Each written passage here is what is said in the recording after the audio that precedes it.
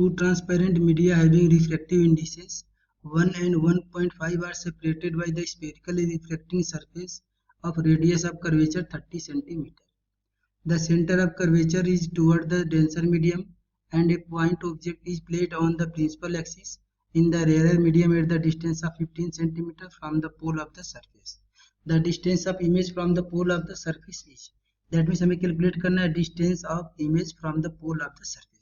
And यहाँ पे हमें given a spherically refracting surface of radius of curvature 30 cm inside the denser medium. ये हो गया प्रिंसिपल एक्सिस एंड इसको हम बोलेंगे denser medium, that means μ2 and rare medium that means μ1. And spherical surface का रेडियस ऑफ कर्वेचर का value given है 30 centimetre and इस पॉइंट को हम बोलेंगे pole of the spherical surface. And यहाँ पे ऑब्जेक्ट रखा गया on the principal axis at the distance of 15 centimetre from the pole of the spherical surface. So हमें कैलकुलेट करना है distance of image from the pole of the spherical surface.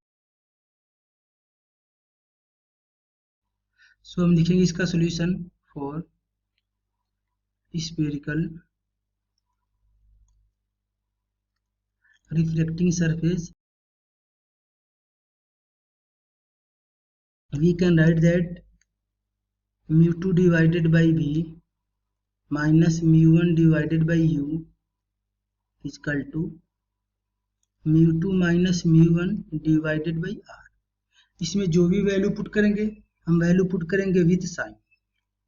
So μ2 means reflective index of denser medium and इसका value हमें given है 1.5. μ1 means reflective index of rare medium and इसका value हमें given है 1.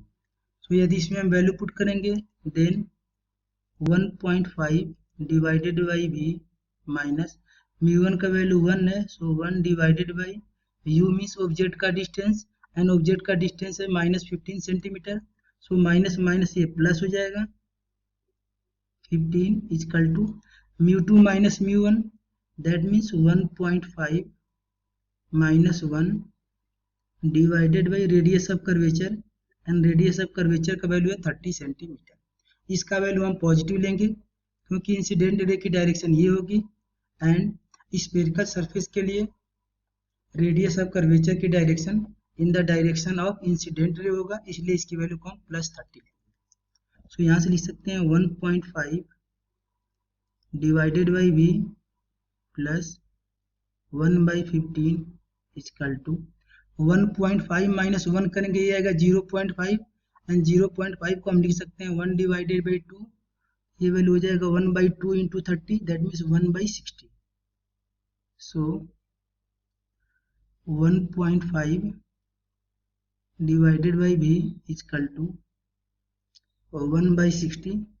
ये प्लस 1 डिवाइडेड बाई 15 है, इसको इधर ट्रांसफर कर देंगे तो माइनस में कन्वर्ट हो जाएगा. सो -1 डिवाइडेड बाई 15.